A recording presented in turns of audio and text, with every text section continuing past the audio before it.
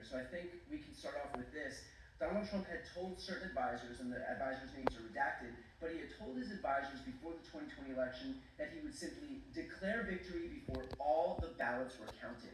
What does that do to Donald Trump, legally speaking? Brian, the conspiracy was formed long before the results were in, long before all of the votes were counted. I have to tell you, I am plowing my way through this 165-page motion, but our viewers shouldn't think of it as a legal filing. This is the opening statement.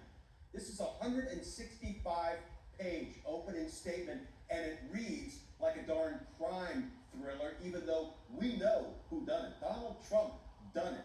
But now, everybody will have the opportunity to see for themselves what Donald Trump did it, how he did it, with whom he did it, and the fact that they had this criminal plan, this corrupt scheme in place to say, listen, we don't care about the express will of the American voters.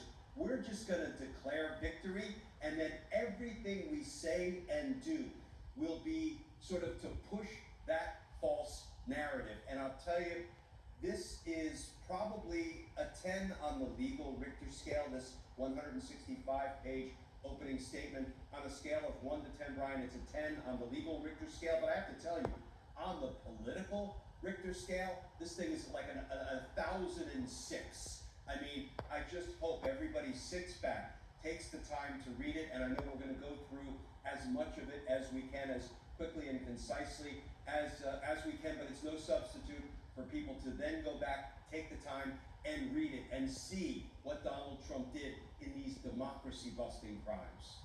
Okay, Glenn, the next one here that I want to touch on is that a Trump campaign employee and an alleged co-conspirator sought to foment violence at the TCF Ballot Processing Center. That is the one in Detroit. And I'm going to read a quote here.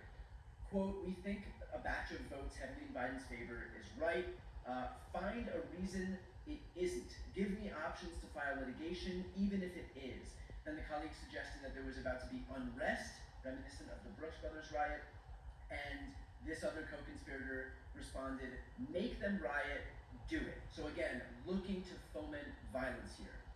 Yeah, looking to foment violence to disrupt and mislead and try to steal a presidential election. This is another example of it.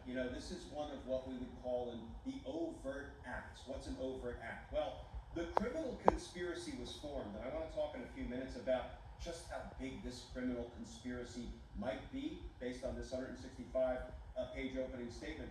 The criminal conspiracy was formed, right?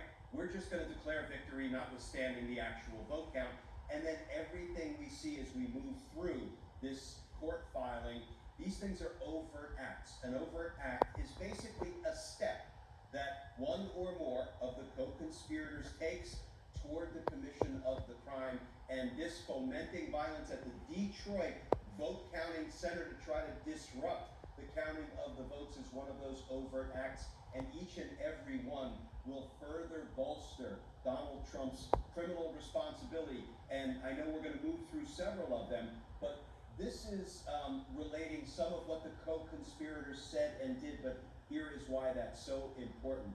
People should keep in mind that once a conspiracy is formed, Brian, everything that every co-conspirator says and does is legally attributable to every other co-conspirator. In other words, once you join a criminal conspiracy, as Donald Trump did, you now suffer the consequences of every crime and every incriminating statement made by every member of the conspiracy. And that is why when we go through what these co-conspirators that weren't Donald Trump, what others did and said in furtherance of the conspiracy, think about it. It's all evidence of Donald Trump's crime that can and will be introduced him at his ultimate trial.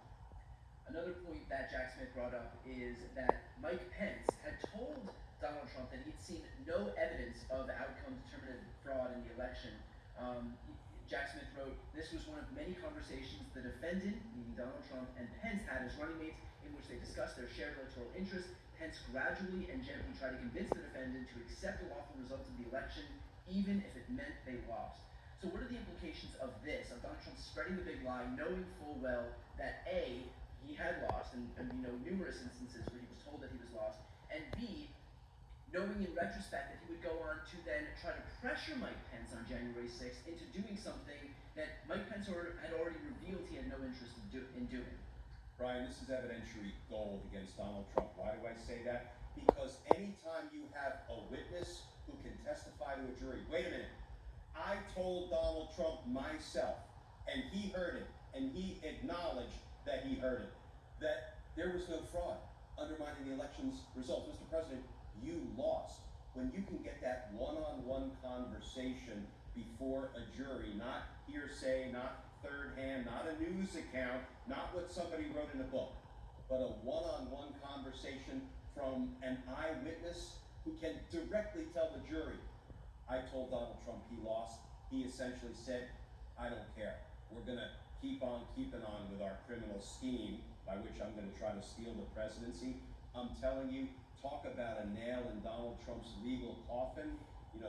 Mike Pence will be a marquee witness at Donald Trump's trial. And the reason this information about Pence becomes more and more important is because the Supreme Court said, well, presidents get to talk to their vice president, so maybe he should have some immunity unless they're talking about crime and corruption, and Donald Trump is acting as a candidate trying to steal an election, not as a president of the United States trying to enforce the laws of our nation. And that is another reason Jack Smith is including this information about a conversation between Pence and Trump, by which Trump knew he lost the election, and that provides evidence of Donald Trump's what? His criminal intent, his corrupt state of mind. Huge piece of evidence. We also